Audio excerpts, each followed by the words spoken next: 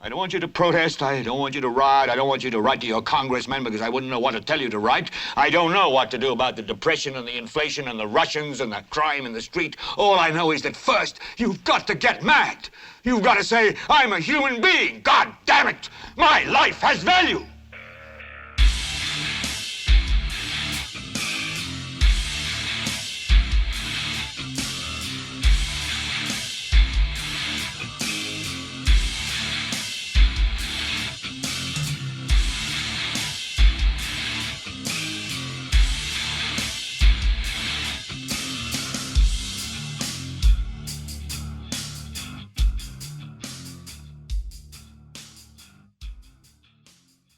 Esto es GLBT para Leviatán Podcast. Yo soy Carlos Rodríguez Duzán. Un programa más. ¿Qué tal, gente? ¿Cómo han estado? Pues si no han visto, como que Latinoamérica se nos está cayendo a pedazos. Hay desmadres por todo lado. Después de Haití siguió Cuba, que es lo que vamos a hablar hoy.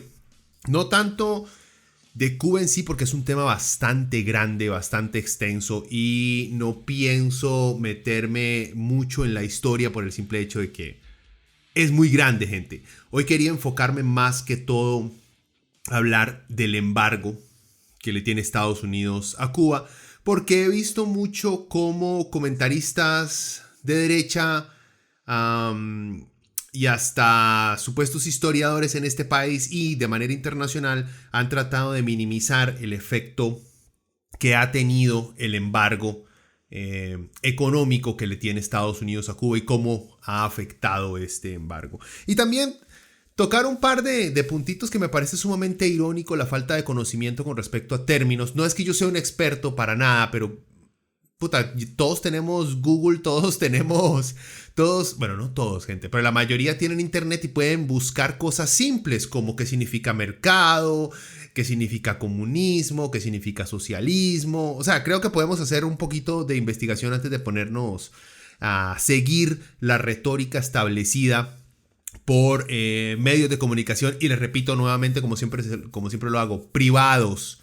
O sea, son medios privados que le pertenecen a individuos, ya sea para hacer plata o para diseminar algún punto, alguna ideología o punto de vista. Siempre tomen eso en cuenta cada vez que escuchan algo de cualquier medio. Sepan que si es privado, lo que quiere decir es que detrás de ellos hay dos metas: o hacer plata o crear una realidad social que le convenga a los dueños de esos medios. Si no, simplemente no existirían.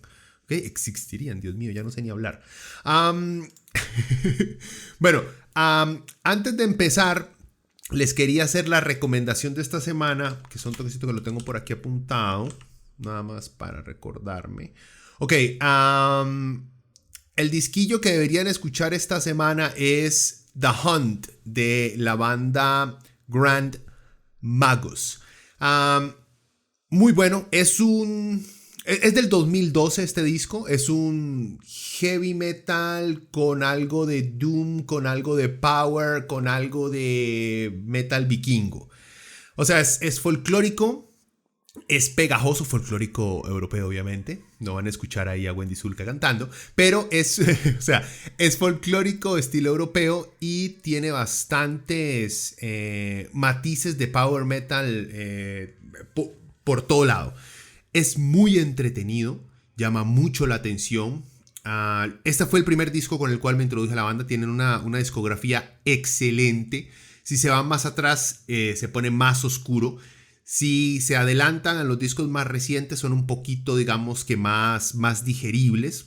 Creo que eso le pasa absolutamente a todo artista, y más que todo en el metal, como que no es que se vayan suavizando, sino que van aumentando su capacidad musical y por lo tanto van buscando horizontes a lo mejor más melódicos. Algunos, ¿verdad? Cannibal Corpse sigue siendo Cannibal Corpse. En fin, Grand Magus, The Hunt, escúchenlo, es un discazo. Tiene canciones excelentes como Valhalla Rising, The Hunt, Iron Hand. La primera con la que empiezan, Starlight Slaughter. O sea, es un discazo. Bueno, después de esa recomendación rapidonga, bueno, y antes de entrarle a Cuba, nada más hay que comentar un par de cosas que están pasando en el país. Bueno, primero la de el nombramiento y la renuncia de Otón Solís ante la OCDE. Es un comentario rápido. Honestamente, yo no sabía ni en qué momento empezó el odio tan desmedido hacia Otón Solís, con honestamente cuestiones un poco ilógicas. O sea, yo entiendo a mucha gente el descontento, perdón, con el PAC. Su oposición política siempre se ha tratado de agarrar de los casos de corrupción que han existido dentro del partido, pero gente, les tengo un secreto, una realidad. Corrupción hay en todas partes. Es imposible no estar organizado en cualquier tipo de reunión social, comité cívico, hasta comité de vecinos en donde no exista la corrupción. Hay que luchar contra ella, hay que minimizarla, sí, todo eso hay que hacerlo. Pero eso no quiere decir que deje de existir, siempre va a existir. Y el problema que yo tengo con esto no tanto es que exista corrupción y estoy buscando yo, digamos, corrupción, es el simple hecho de que, o sea, a mí no me gusta mucho Otón Solís, pero es que es este odio desmedido e ilógico hacia el MAE porque le dieron un cargo por allá y le van a pagar algo de plata.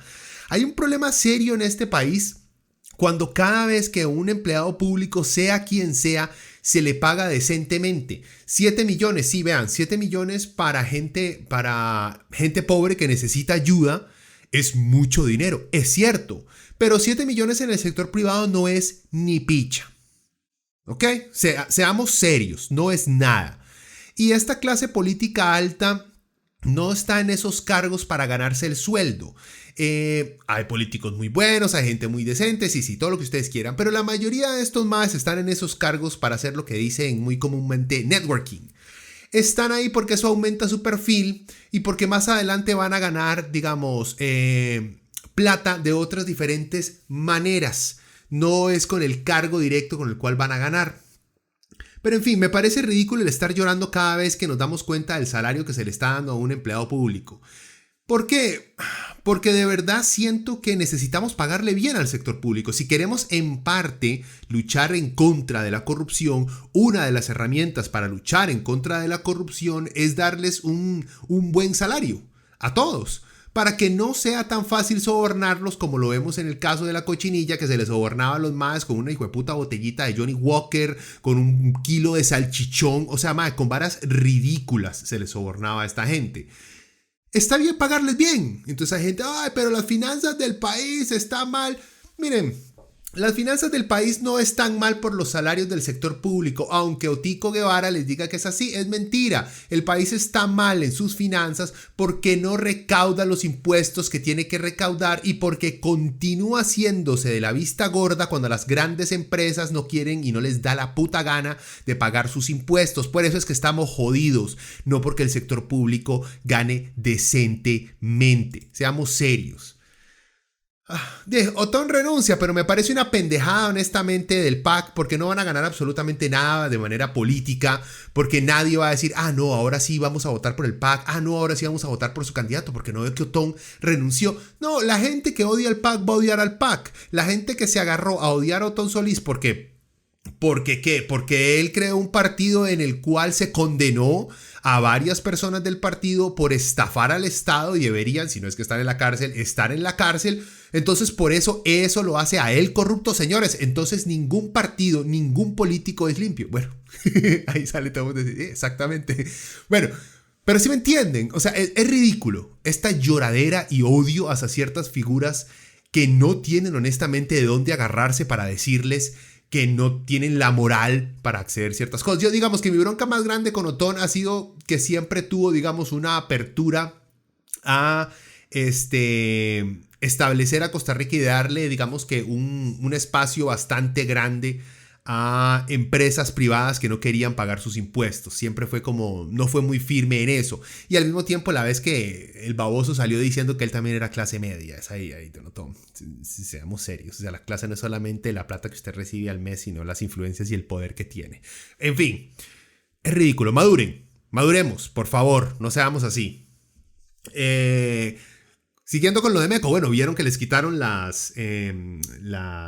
casa por cárcel que le habían dado, que creo que les habían dado casa por cárcel. No, ni siquiera casa por cárcel, simplemente que tenían que reportarse a Mélida Solís y a Carlos Cerdas, los del caso Cochinilla, la dueña de H. Solís y el dueño de Mecco, ya los metieron a la cárcel. Porque al parecer fue tanto la indignación pública que la justicia de este país funciona pésimamente, porque o funciona mal de inicio y se les deja libres, o funciona bien pero están dispuestos a cambiar sus opiniones jurídicas si la gente llora mucho. O sea, deja mucho que desear del sistema judicial de este país desde hace, bueno, muchos años. Yo creo que es en lo único que estoy de acuerdo con Juan Diego Castro.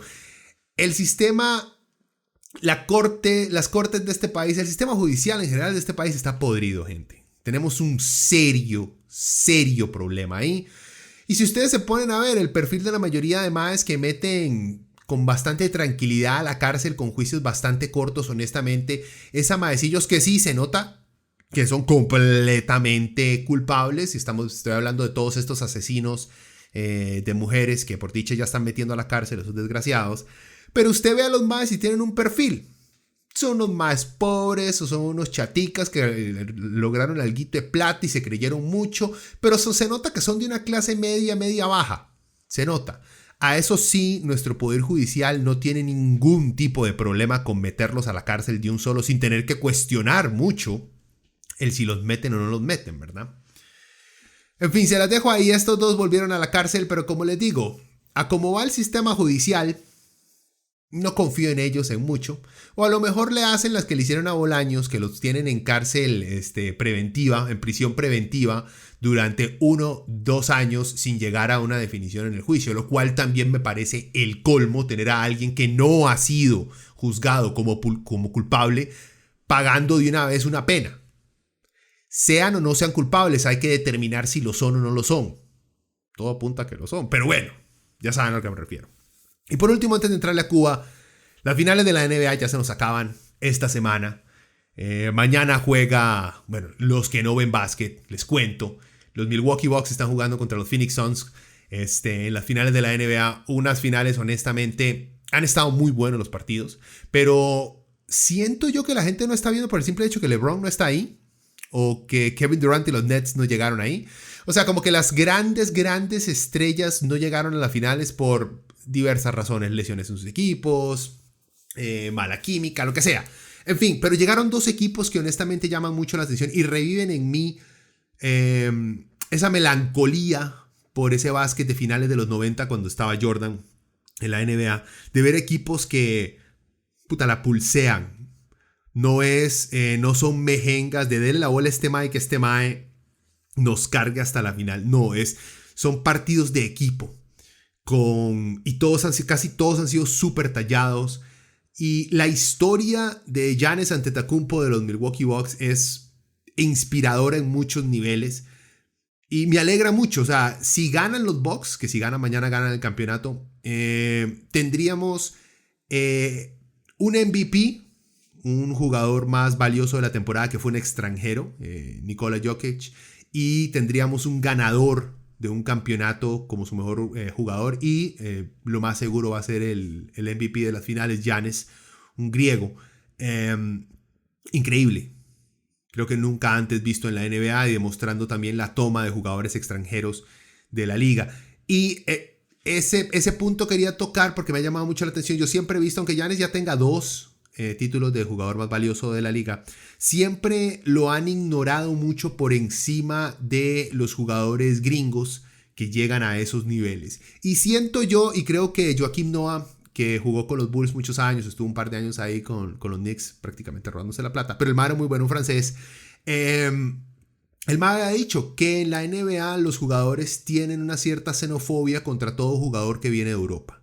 Y creo que se nota mucho también en sus medios. No porque hablen mal de Giannis, sino por el simple hecho de que casi siempre o durante toda la temporada lo ignoraron mucho o lo basurearon a la hora de pensar que podía llegar a una final.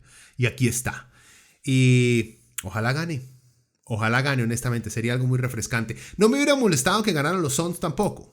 que fue, digamos, fue uno de mis equipos favoritos en los 90 cuando Barkley estaba jugando ahí, pero este es un equipo diferente, también jugadores muy buenos, muy jóvenes todos, solamente Chris Paul creo que es el más roquillo, entre comillas, con 36 años, aunque, dime, tener 36 y es ser roco, nos vamos a morir todos ya.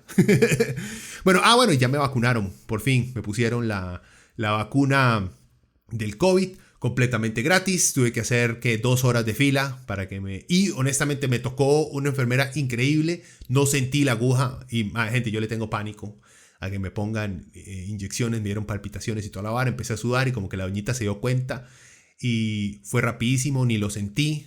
Han pasado unas 6 horas desde que me la pusieron y no he tenido efectos secundarios. Fue la de Pfizer, que supuestamente tiene menos efectos. En fin, muy agradecido con la caja. Sí, fue una donación de los gringos también. De ahí, para algo servirán. Muchas gracias por su donación a President Grandpa, que nos mandó esas vacunitas para acá. Entrémosle a Cuba. Dejé por fuera lo de Haití. Continúa desarrollándose como una de estas novelas de Tom Clancy completamente increíbles, que salieron nuevas revelaciones, por así decirlos, que al parecer hay una teoría que todos estos colombianos que arrestaron los habían llevado allá, los habían contratado más bien para proteger al presidente. Digamos, esta es parte de la novela Conspiración, ¿verdad? Que les estoy tirando. Esta no es la versión oficial, aunque creer la versión oficial en Haití está como jodido. ¿Por qué?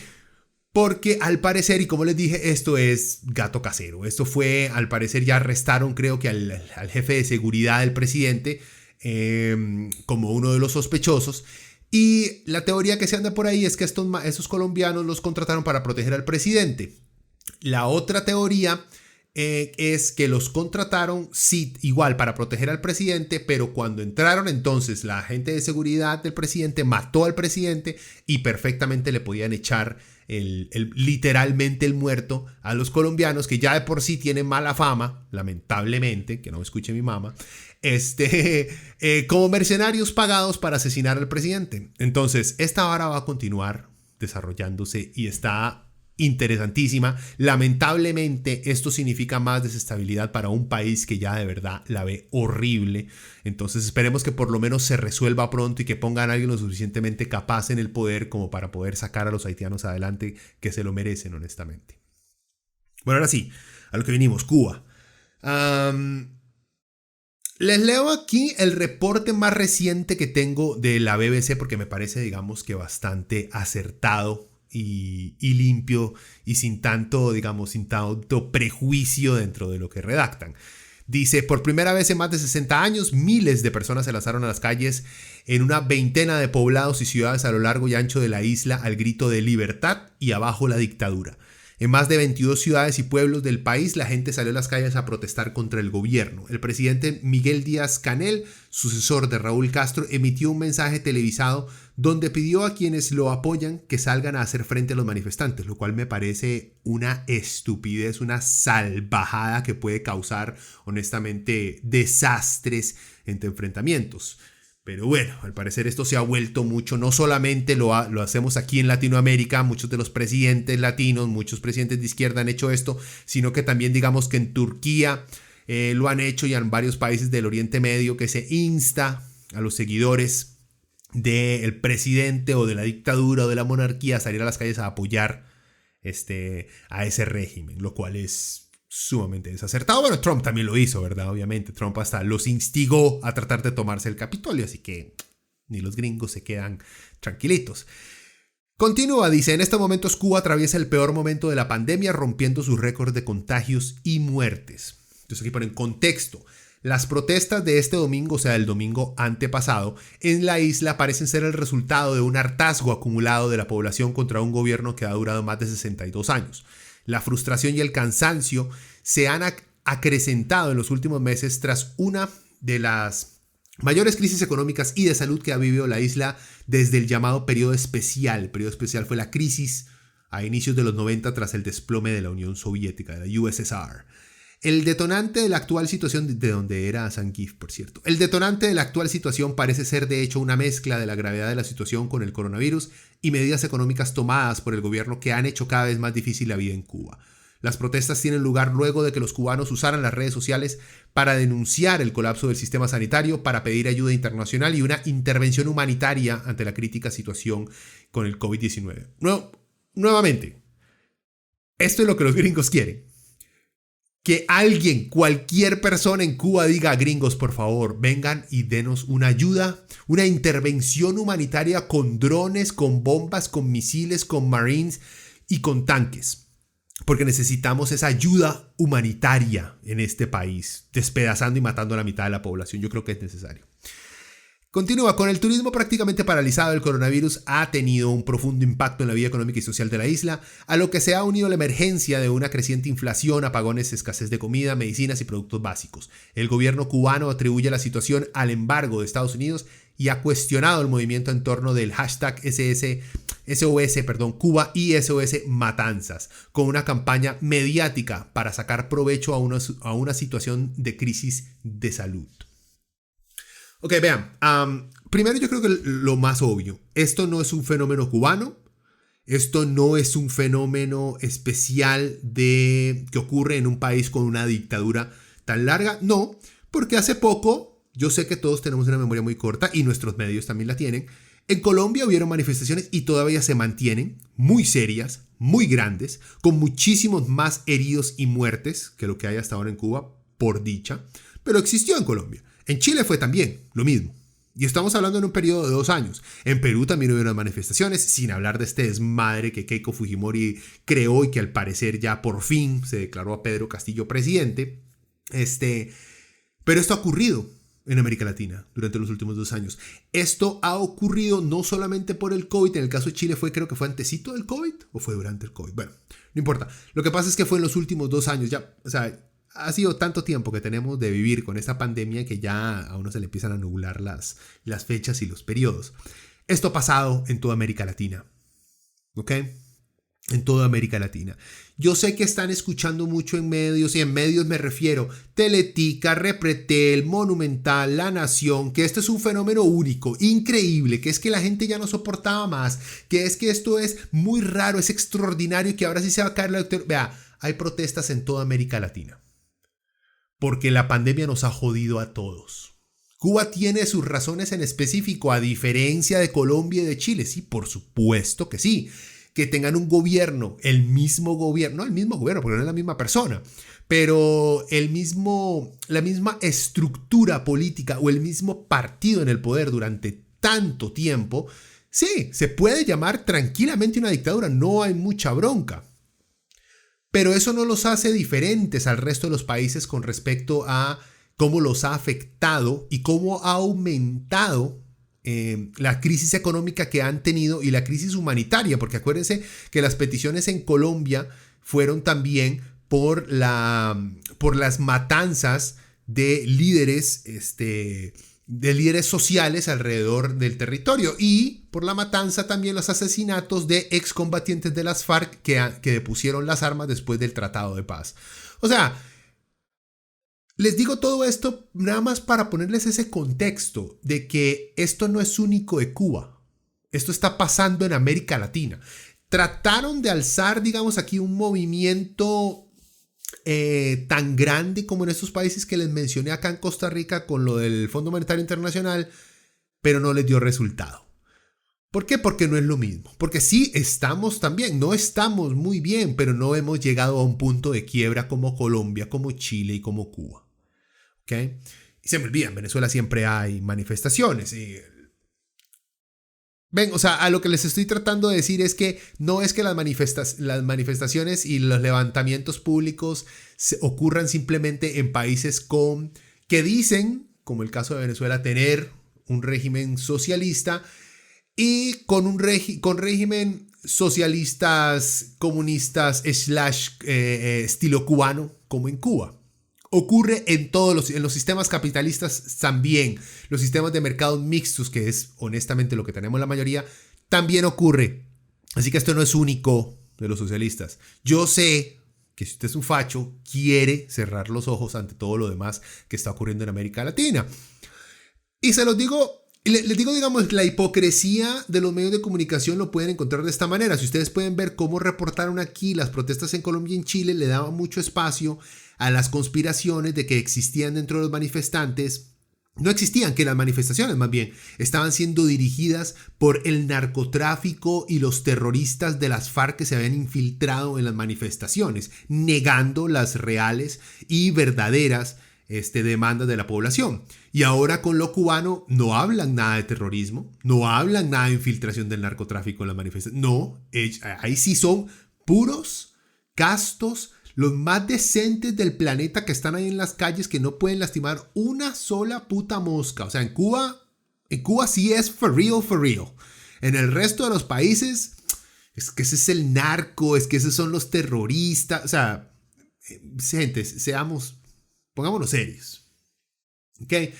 Y otra cosita, nada más para mencionar antes de entrar en el detalle. He escuchado a muchos cubanos fuera de Cuba, en Miami, cuando nos entrevistan, cubanos que han entrevistado aquí, cubanos que he visto entrevistados en Perú y en Colombia, pedirle una intervención militar a Estados Unidos. Ya se los mencioné antesito con el reporte de la BBC que mencionaba que algunos cubanos estaban pidiendo lo mismo. Vean, esto es muy peligroso y también llama mucho la atención de la gente que está pidiendo esto. Porque pedir una intervención militar gringa es pedir la muerte de cientos de miles de ciudadanos inocentes. Piénsenlo. Los gringos no tienen intervenciones sanas y limpias y no violentas. Hasta las intervenciones en las cuales no mandan soldados, como en Libia, terminan siendo una carnicería y un desastre completo. Así que esos cubanos que ustedes ven en las calles aquí hablando de libertad, está bien, perfecto, o sea, no hay ningún problema. Pero los que están hablando de intervención militar, de que los gringos manden tropas, vea, este es un pobre huevón. ¿Cómo se le ocurre estar pidiendo esas estupideces? Y no también nuestros medios, o sea, no tenemos que estar tampoco dándole tanta pelota a gente que está literalmente haciendo un llamado a la muerte de un montón de personas. O sea, por favor, seamos serios. La historia nos ha contado cómo los gringos ayudan humanitariamente al mundo, ¿ok? En fin, antes de entrarle a los detalles del bloqueo, algo muy simple. El bloqueo claramente no es la causa directa de la manifestación. La gente no dice, estamos hartos del bloqueo, vamos a manifestarnos. No lo es. Pero el bloqueo sí ha afectado seriamente a Cuba. Es algo muy serio. Es prácticamente un crimen de guerra que está cometiendo Estados Unidos contra la población cubana. ¿Ok? Por el otro lado, el gobierno cubano se ha agarrado para quitarse responsabilidades por su fracaso y su ineptitud de manejar esta crisis económica. Aunque si nos ponemos a hablar y volteamos a ver, y si nosotros decimos, es que el gobierno cubano no ha sabido manejar esta crisis económica, son una basura, solo por eso deberían irse. Y entonces se debe ir Carlos Alvarado. La mitad de gente de este país dice, sí. Carlos Alvarado se tiene que ir. Pedro Castillo, que acaba de llegar al poder en Perú, también se tiene que ir porque es culpable porque una vez dijo que Chávez era muy guapo. Se tiene que ir el presidente chileno, se tiene que ir Bolsonaro, se tiene que ir Biden, todos se tienen que ir. Vean, ¿por qué? Porque nadie ha manejado bien esta pandemia. Yo creo que tal vez el único ejemplo, y es porque no sabemos mucho, ha sido Nueva Zelanda de un buen manejo de todo esto. Pero el impacto económico que esto ha tenido alrededor del mundo, ninguna nación la ha podido manejar bien. Sin embargo, como digo, el gobierno cubano está utilizando de escudo el bloqueo. Sí, bloqueo, no embargo. O sea, aquí no somos pendejos como Agustín Laje y sus compas. No, es un bloqueo. Que menciona al MAE, me distraigo, me pierdo y empiezo a tener fantasías extrañas. En fin, el gobierno cubano se ha escondido y ha utilizado este embargo para justificar su incompetencia, su ineptitud y sus ganas de no escuchar a su gente, lo cual es muy, muy peligroso y es claramente una violación a los derechos de todos los cubanos. En fin, pero bueno, lo del bloqueo. Vean, no soy yo, eso no me lo inventé yo, que eso es un bloqueo porque a mí me gustan las palabras y lo escuché en los ignorantes. No, no. ¿Cuál pandemia? No. Vean, les leo aquí la posición de las Naciones Unidas con respecto al bloqueo. Dice, la ONU, bueno, esto es una noticia, la ONU ha aprobado con mayoría de votos 28 resoluciones desde 1992 pidiendo que se ponga fin al bloqueo de Estados Unidos a Cuba. Quienes se oponen, por lo menos en a esta última resolución, se opusieron, obviamente, los gringos y su compite Israel. Bueno, y los cubanos de Miami.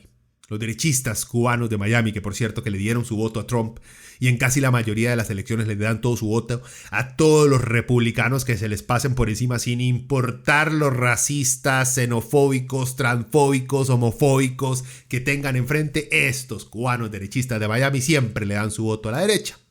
Entonces, también tengamos en cuenta de quiénes estamos hablando cuando estamos hablando de la gente del bloque migratorio más vocal que se encuentra en Miami también. ¿Qué dice? Bueno, ¿qué dice el sitio de Naciones Unidas en Noticias ONU el 23 de junio del 2021? Dice, la Asamblea General de las Naciones Unidas se pronunció una vez más este miércoles de forma abrumadora contra el bloqueo económico de Estados Unidos a Cuba. ¿Ven? Ellos dicen bloqueo económico de Estados Unidos a Cuba y exigió que se ponga fin a esas medidas coercitivas unilaterales. La resolución de rechazo al embargo a Cuba obtuvo esta vez 184 votos a favor, 2 en contra, ya les dije, Estados Unidos y Israel, y 3 abstenciones, Colombia, Brasil y Ucrania. A ver, ¿por qué Estados Unidos insiste en este bloqueo?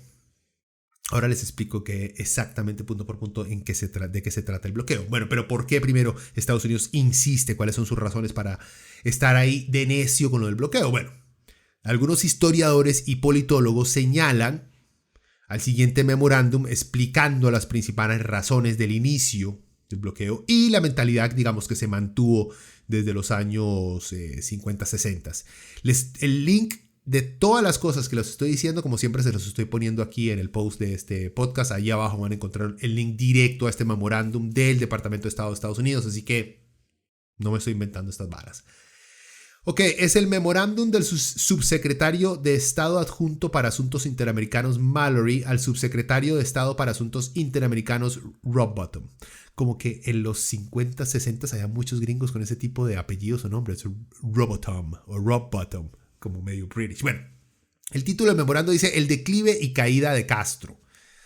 Las consideraciones sobresalientes respecto a la vida del actual gobierno de Cuba son: 1. La mayoría de los cubanos apoyan a Castro. La estimación más baja que he visto es del 50%. Como les digo, estamos hablando de cuando se inició, cuando Castro acababa de llegar al poder. Punto número 2. No existe una oposición política efectiva. Punto número 3. Fidel Castro y otros miembros del gobierno cubano apoyan o toleran la influencia comunista. Esto fue antes de que Fidel Castro saliera y dijera, sí, soy comunista, todos somos comunistas, este país se va a hacer comunista. Entonces el mundo empezó a llorar y se mojaron sus pantaloncitos. Punto número 4. La influencia comunista está impregnando el gobierno y el cuerpo político a un ritmo asombrosamente rápido. Punto número 5. La oposición militante de Castro desde fuera de Cuba solo serviría a su causa y la comunista. O sea que todos estos cubanos que salen a las calles a pedir una invasión militar, los que salen simplemente a apoyar un cambio pacífico de administración, creo que tienen todo el apoyo de millones de cubanos. Pero los que piden intervención militar, esos son los que más bien refuerzan las creencias de hasta la oposición que puede tener el Partido Comunista Cubano dentro de la isla. Seguimos, punto número 6. El único medio previsible de alienar, ese es el más importante, el único medio previsible de alienar el apoyo interno es a través del desencanto y el descontento basado en la insatisfacción y las dificultades económicas. Continúa y digamos, ahí está dicho, ¿verdad? Sigue el memorándum, dice, si lo anterior se acepta o no se puede contrarrestar con éxito, se deduce que deben tomarse rápidamente todos los medios posibles para debilitar la vida económica de Cuba. Si se adopta una política de este tipo, o sea, para debilitar la economía, debería ser el resultado de una decisión positiva que suscitaría una línea de acción que, aunque tan hábil y discreta como sea posible, hago los mayores avances en negar dinero y suministros a Cuba para disminuir los gastos monetarios y económicos, salarios reales para provocar hambre, desesperación y derrocamiento del gobierno. Ese es el plan de Estados Unidos. Matar de hambre al pueblo cubano.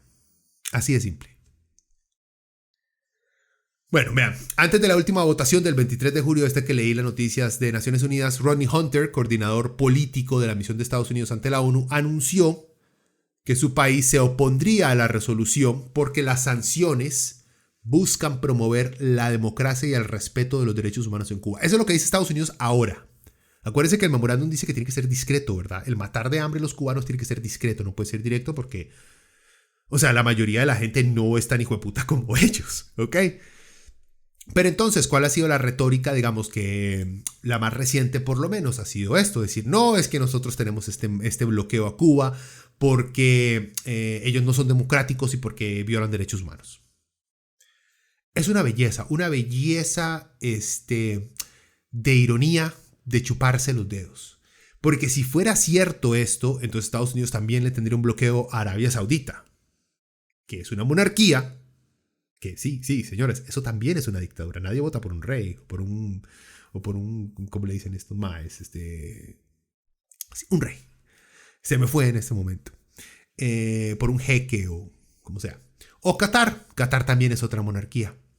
Ambas naciones violadores de derechos humanos de las maneras más vulgares que ustedes se puedan imaginar. Pero los gringos no le ponen un bloqueo a estos maes.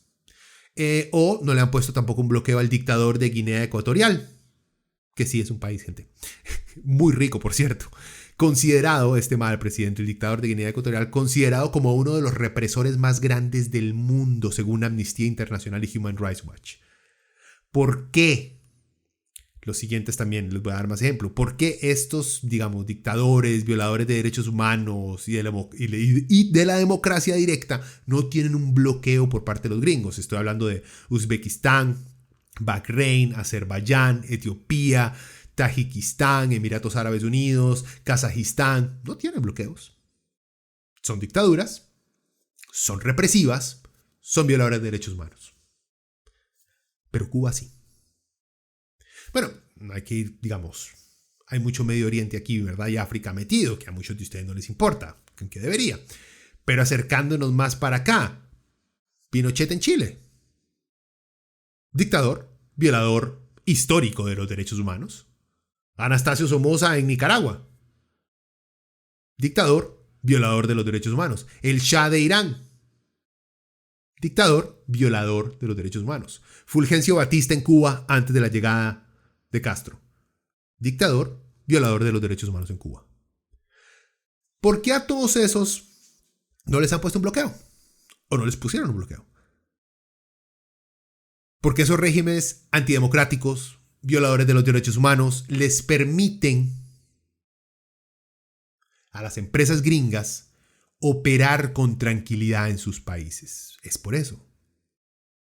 O les permiten poner bases militares o para servir como ruta de abastecimiento para los esfuerzos imperialistas de Estados Unidos. Y cuando la gente dice, sí, yo sé, vean, yo entiendo que el decir los imperialistas yanquis, o sea, a mucha gente le suena un toque ridículo y chancletudo de la UCR, pero pónganse a ver honestamente los detalles, es que Estados Unidos es un imperio y su expansión continua es imperialista. O sea, no hay otra definición. Ellos mismos se proclamaron los policías del mundo, por no decir el ejército que controla el mundo, porque suena un poquito feo, ¿verdad? Suena mejor policía. Nadie más se los pidió, ellos lo han hecho. Y poco a poco aumentan bases militares en todas partes, controlan el comercio internacional. Hay países en los cuales hay dictadores, pero si comercian con ellos, hacen todo lo que sus compañías quieren, entonces no hay ningún problema, nos hacemos los locos. Pero las dictaduras que no comercian con nosotros, los odiamos, los queremos matar a todos. O sea, son un imperio. Yo sé que suena feo, yo sé que se convirtió en un cliché. Se convirtió en un cliché de estar en el pretil con un bolso hecho, tejido por indígenas, gritando proclamas antiimperialistas. Y yo sé que se vuelve un cliché, pero es que es cierto. Lamentablemente es cierto, aunque no les gusta. En fin, los gringos son unos hipócritas. Y cuando digo los gringos no me refiero a toda la población, obviamente me estoy refiriendo a la clase política que impulsa estas políticas. Son unos hipócritas, les vale picha la libertad, la democracia y los derechos humanos. Lo único que les importa es la plata. Y si los van a dejar hacer plata en esos países donde hay dictadores. Suena infantil, suena tal vez un poco cliché, volviendo a lo mismo, pero es cierto. Vean, lo único que le importa a la política externa de Estados Unidos es si ellos van a poder hacer negocios y hacer plata en esos territorios. Eso es todo. Vean los ejemplos. Por eso, en territorios en los cuales no ven necesidad o no requieren ni siquiera tener compañías adentro o tienen rutas, nada, que no les importen nada. Hablan un par de babosadas, pero no hacen nada al respecto, ni por protegerlos, ni por ayudarlos, ni por enviar ayuda humanitaria. No les importa, no les importa. También vean, es por eso que los maes, que los gringos tienen relaciones con China y Vietnam.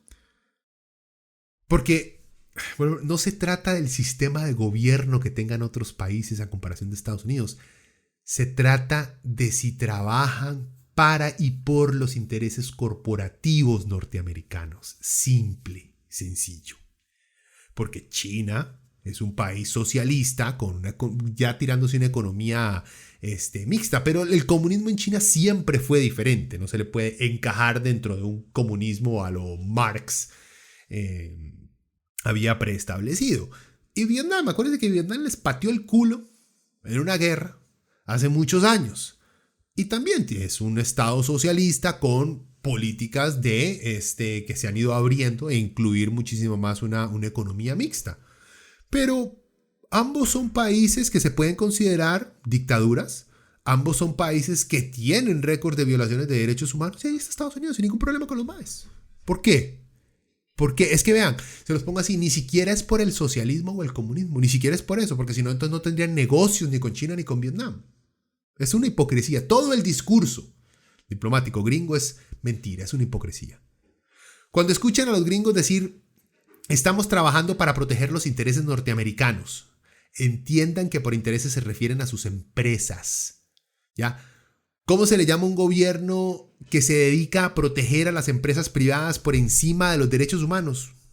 Se los dejo de tarea, pero no les va a sorprender el resultado, honestamente. Bueno, ¿por qué bloqueo y no embargo? Bueno, ya la ONU lo calificó y lo ratifica como un bloqueo una y otra vez, ¿verdad? Pero me gustó mucho este artículo que sale en CNN que lo explica, digamos, de manera más concisa. Es Arturo López Levy, profesor de Relaciones Internacionales en la Holy Names University. Dice, es más correcto hablar de un bloqueo o asedio que de un simple embargo. Porque las sanciones contra Cuba no son simplemente una restricción al comercio. El gobierno de Estados Unidos buscaba generar hambre y desesperación en el pueblo para generar un cambio de gobierno, como señala el memorándum de Lester Mallory, el que ya le leí. Agregó, en referencia al memorando interno enviado el 6 de abril de 1960 por el entonces subsecretario de Estado adjunto Lester Mallory a Roy Robotham, secretario de Estado adjunto para Asuntos Interamericanos. Bueno, digo, ese fue el que les leí, nada más que me les adelanté. Continúa el profesor, dice, el efecto en Cuba es que toda transacción financiera, o transacción financiera, cuesta mucho más que en la normalidad. Hay bancos franceses, alemanes, compañías mexicanas, argentinas de todas partes del mundo que han sido penalizadas por miles de millones de dólares por conceptos de operaciones financieras que no violan sus leyes internas o internacionales, considero. Que vean, en qué consiste el bloqueo. Digamos que esta es la parte como que más importante y en la que tratan de mentirles y de crear una narrativa completamente diferente, como hace el gobierno cubano al echarle toda la culpa al bloqueo, cuando no es toda la culpa al bloqueo por lo que está ocurriendo. Dice, esto también de la BBC, dice, las restricciones económicas, comerciales y financieras de Estados Unidos hacia Cuba comenzaron en 1960 durante el gobierno de Dwight Eisenhower, como respuesta a algunas expropiaciones de propiedades estadounidenses hechas por el gobierno cubano. Aquí no explican cómo esas compañías norteamericanas durante la dictadura de Batista lograron quedarse con un montón de tierras fértiles dentro de Cuba. Tampoco explica, digamos, el poderío que tenía la mafia norteamericana aliada con el dictador en Cuba antes de que llegaran los Castro, ¿verdad? Para tener un montón de casinos y convertir a Cuba en el prostíbulo de los mafiosos y políticos norteamericanos. Hay mucha historia que no se cuenta, digamos, y no hay tiempo, honestamente, en un podcast para entrarle a eso, a menos que uno se dedique a esto. En fin, continúa y dice, las medidas tomadas por la Casa Blanca incluían suspender la compra de azúcar cubano, los envíos de petróleo y la prohibición de la venta de armas a la isla. En 1992, a través de la denominada Ley para la Democracia Cubana, es que los gringos, todo es democracia, libertad. Aunque estén matando un a patadas en el piso, le dicen, por tu libertad democrática, ciudadano negro. El embargo fue elevado a rango de ley federal. En 1996, a través de la iniciativa legislativa Helms-Burton, las restricciones estadounidenses hacia Cuba fueron endurecidas. Entre las condiciones impuestas para el fin del embargo están la realización de elecciones multipartidistas en Cuba y la apertura de los mercados de la isla a los capitales extranjeros. ¿Ven esto? ¿Por qué esto está ahí? Porque esto es lo importante. A los gringos no les importa si es una dictadura Cuba, no es una dictadura Cuba, si se violan los derechos humanos, no les importa nada de eso. Lo que quieren es poder controlar económicamente este territorio. Eso es todo, es así de sencillo. Y acá está, ¿cómo les pongo? Está como ¿cómo salimos de este despiche? De esta situación de vivir dentro de un régimen que no les permite cambiar el sistema político y económico en el cual viven. De más, o sea, que los cubanos hagan como hacen los gringos, que tengan solo 2 partidos, que no pueda haber ningún otro, o que sean muy pequeños o diminutos, por lo cual sea completamente ilógico y risible que un tercer partido pueda ganar elecciones, porque ya hay una maquinaria gigantesca política en un bipartidismo legendario que va a ser imposible de derrocar. Y también, o sea, continuando, digamos, este ejemplo norteamericano, que ambos de esos partidos defiendan la misma ideología económica y que hagan elecciones libres, pero que los únicos temas a discutir en cada campaña electoral sea sobre si le dan derechos humanos a las parejas gays o si dejan entrar a los gringos a turistear con o sin visa a la isla. O de qué cambios se le hacen al sistema que tienen, pero que nunca ni piensen en cambiar la esencia del sistema económico que tienen. Igual como hacen los gringos. ¿A qué voy con esto? ¿Cómo vamos a hablar de exigirle a un país que tenga libertad democrática de elegir lo que le dé la gana, cuando nosotros vivimos, por ejemplo, en un país en el cual ni siquiera pensamos en cambiar nuestro sistema político y económico por uno diferente, sino que continuamos votando por la misma ideología una y otra vez? Seguimos jugando dentro de las mismas reglas. Eso no es una democracia real, cuando las únicas elecciones son Coca, Coca Light o Coca Cero. Y esas son todas nuestras elecciones en cada una de las carreras para presidente en los países latinoamericanos. Prácticamente esas son las elecciones. Hay países muy raros cuando de repente hay Coca, Coca Light, Coca Cero y por ahí está metido una 7-Up, pero wow, ¿qué pasó aquí? O es un juguito de piña o algo por el estilo. Y entonces nos sale una Venezuela, nos sale un Bolivia, que aún así no cambian por completo su sistema en el cual venían, sino que le hacen cambios lo suficientemente incómodos como para que los ricos empiecen a llorar y se caguen en sus pañales. Ahora sí, los detalles del bloqueo, como se ha contado. Richard Feinberg, profesor de Economía Política Internacional de la Universidad de California, San Diego, le explicó a USA Today, dice, por supuesto, Estados Unidos no puede prohibir a empresas de otros países a comerciar con Cuba. Es cierto. Sin embargo, Estados Unidos ha instituido varias sanciones económicas que hacen que el comercio y la inversión sean más riesgosos y costosos, creando serios desincentivos. En 1992, después del colapso de la Unión Soviética, Estados Unidos aprobó la Ley de Democracia Cubana. La ley prohibió a los buques que habían comerciado con Cuba en los últimos 180 días atracar en puertos estadounidenses e impidió que las subsidiarias extranjeras de empresas estadounidenses hicieran negocios en Cuba. 4 años después, el presidente Bill Clinton firmó la ley Helms-Burton que imponía sanciones a las empresas extranjeras que comerciaban con Cuba. Ahora, Michael Touchstone, profesor asociado de Ciencias Políticas de la Universidad de Miami, comentó: las empresas que realizan transacciones en dólares estadounidenses también podrían estar sujetas a las disposiciones del embargo, pero esas disposiciones son desincentivos para las empresas no estadounidenses, no una prohibición legalmente vinculante del comercio exterior con Cuba. ¿Qué quieren decir con esto?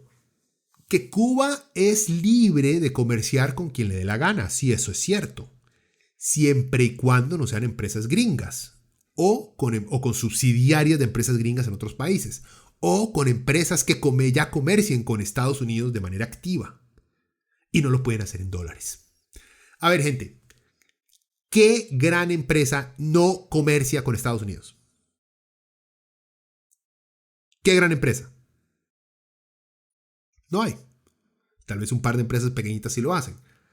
¿Por qué? Y entonces han salido, no, pero es que hay empresas gringas que comercian con Cuba. Sí, después de haber brincado un montón de papeleos políticos dentro de Estados Unidos y de tener un control sumamente estrecho de que ciertas sectores o ciertas minorías dentro de Estados Unidos se van a enriquecer comerciando con la isla. Entonces va por doble la hipocresía también, ¿verdad? Un estado como Estados Unidos que trata de fomentar el libre mercado alrededor del mundo, pero que obviamente a lo interno es sumamente proteccionista, le dice a algunas de sus empresas que sí pueden comerciar con Cuba, pero no todas, porque si las demás comercian están apoyando la dictadura y las violaciones de los derechos humanos, excepto por las empresas que ellos han señalado con el dedito. O sea, gente, vean, no hay que ser pro vida para ser tan bruto. O sea, bueno, ¿quiénes dicen que hay que terminar, aparte de las Naciones Unidas, el bloqueo? Amnistía Internacional, la Comisión Interamericana de Derechos Humanos. O sea, estamos hablando de organizaciones internacionales que se dedican a velar por los derechos humanos. Aquí dice, ¿qué efectos ha tenido este bloqueo sobre la gente en Cuba? Amnistía Internacional pide que se levante el embargo estadounidense. La organización basa sus recomendaciones en el impacto negativo del embargo sobre los derechos económicos y sociales de la población de Cuba.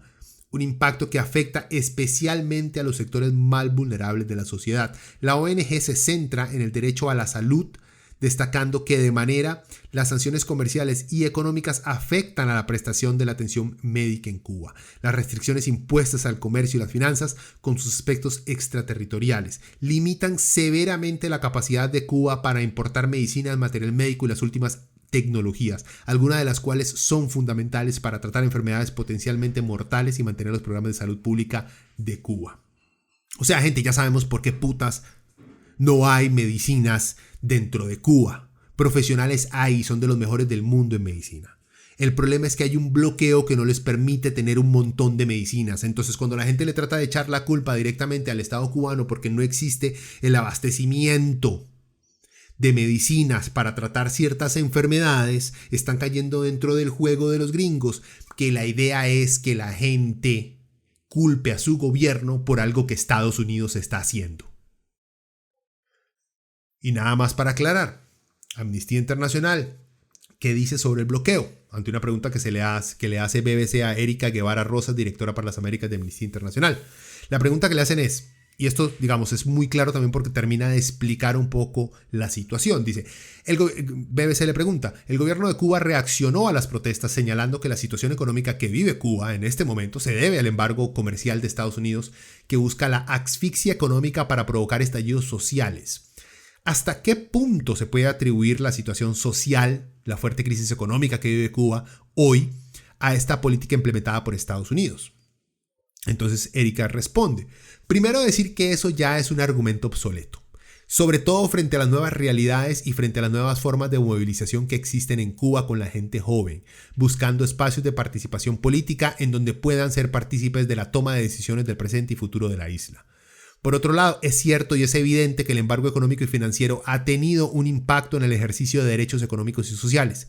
En Amnistía Internacional nosotros realizamos una investigación en los años 90 sobre el impacto que tenía el embargo en el ejercicio de derechos económicos y efectivamente constatamos que había ese impacto.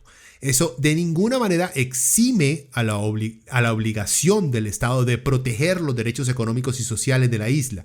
Y por otro lado, es muy cierto que este embargo, sobre todo, ha sido utilizado como una excusa para implementar una política sistemática y generalizada de represión en contra del pueblo cubano por parte de sus propias autoridades. O sea, lo que les venía yo diciendo. Si hay un impacto serio, es real el impacto que hay en los cubanos por parte del bloqueo gringo. Sí, existe. ¿Ok? Pero al mismo tiempo, el gobierno cubano lo está usando para quitarse el tiro, para hacer bien las cosas y para reprimir a su gente. Como ha ocurrido en Colombia y en Chile. Es lo mismo, no tiene nada que ver con el sistema. Es que el socialismo siempre termina en dictadura, siempre termina en violaciones de derechos humanos. ¿Cuántos países en América Latina han tenido dictadores de derecha?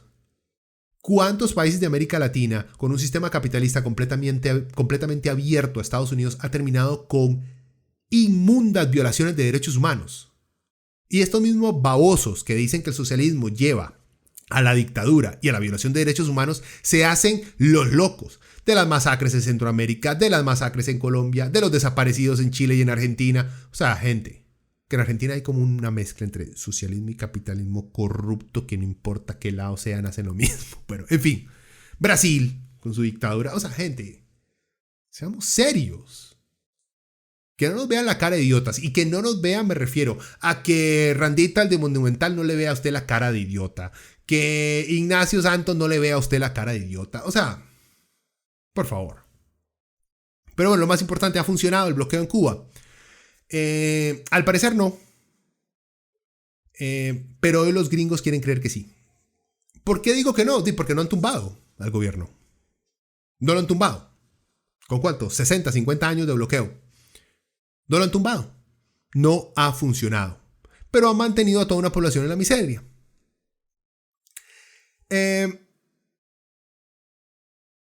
Si este sistema se viene abajo con toda esta oleada de protestas en Cuba, no va a ser por el bloqueo.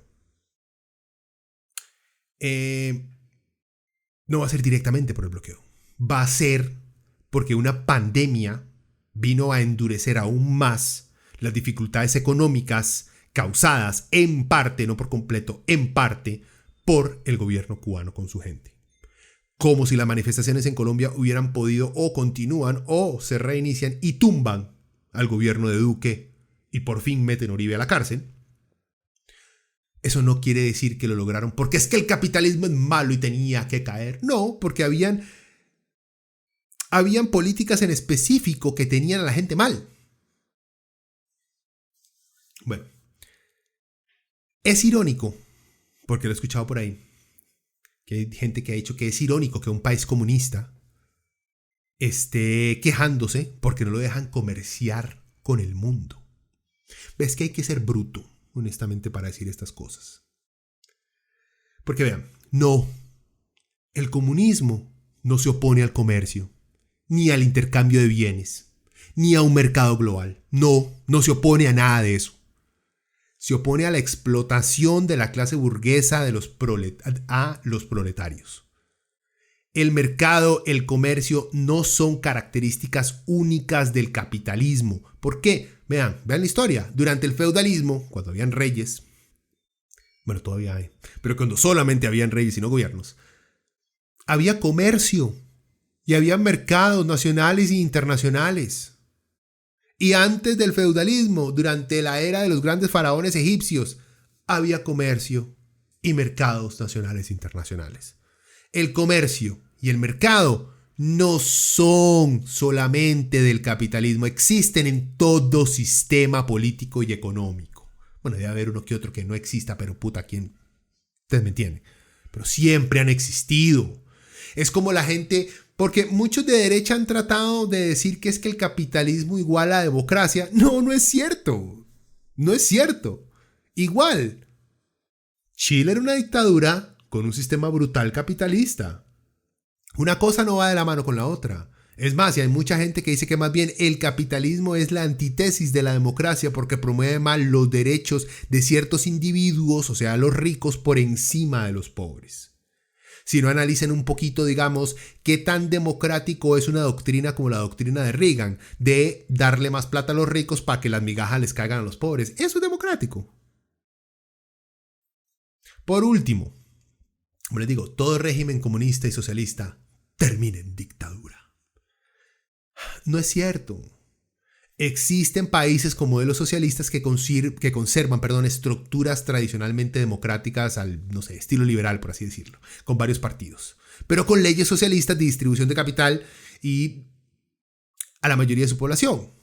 Un ejemplo son algunos países escandinavos, que hay mucha gente que no le gusta oír de eso, ¿verdad? Shh, calladito. Vuelvo a lo mismo, sería como decir que la Chile de Pinochet, porque fue una dictadura violadora de derechos humanos, que tiraba gente desde helicópteros al mar, entonces todo modelo capitalista neoliberal termina en dictadura. O porque Stroessner en Paraguay era anticomunista, eso también nos dice que todos los oponentes a los comunistas siempre terminan en dictadura. O porque Batista en Cuba era un dictador que vendió Cuba a las mafias gringas, entonces eso quiere decir que todo régimen en una economía capitalista termina en dictadura, aliado de la mafia. ¿Ven lo estúpido que es? Por cierto, Trump colocó a Cuba en la lista de estados que auspician supuestamente el terrorismo y eso prácticamente le prohíbe a grandes bancos poder tener relaciones con la isla. Volvemos a lo mismo. Comunistas que quieren negociar con bancos. Pero ¿quién dijo que los comunistas están en contra de los bancos? Comunistas están en contra que un maestro, el dueño del banco, se lleve todas las ganancias y los trabajadores tengan que trabajar casi que como esclavos. Gente, o sea, es que tenemos que ver un poquito más allá de estas retóricas infantiles que nuestros medios nos tiran. Y que gente como Agustín Laje se pone a hacer videos de YouTube.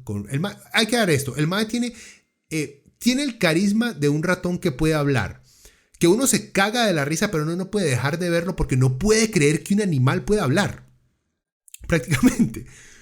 Bueno, en fin.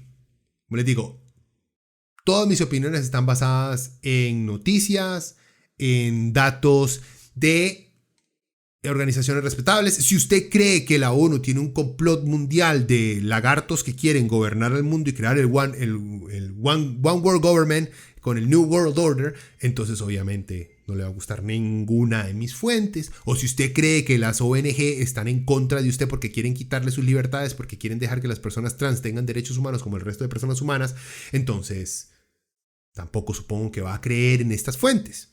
Si usted cree que es más confiable un libro escrito por el hijo de Vargas Llosa y otros 3 pendejos, que ese libro es muchísimo más real y verídico que Amnistía Internacional, que la BBC, que Jacobin Magazine. Bueno, honestamente no puedo hacer más por vos. Lo intenté, muchacho. Bueno, en fin, dejémoslo hasta acá.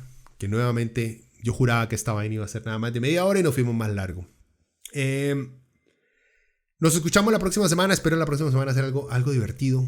Porque honestamente, a menos que pase otra de estas salvajadas que uno no se espera que hace más, ¿qué está pasando en este planeta? Bueno, ya saben, gente, Leviatán en YouTube, en Spotify, en iTunes. Yo no sé quién putas usa todavía el iTunes Store. Bueno, pero ahí está, ahí estoy también. Y en Facebook, búsquenme como Leviatán Podcast. Por ahí contesto mensajes y el correo es leviatanpodcast@gmail.com. Bueno, gente, nos escuchamos la próxima semana. La pasen bien por allá.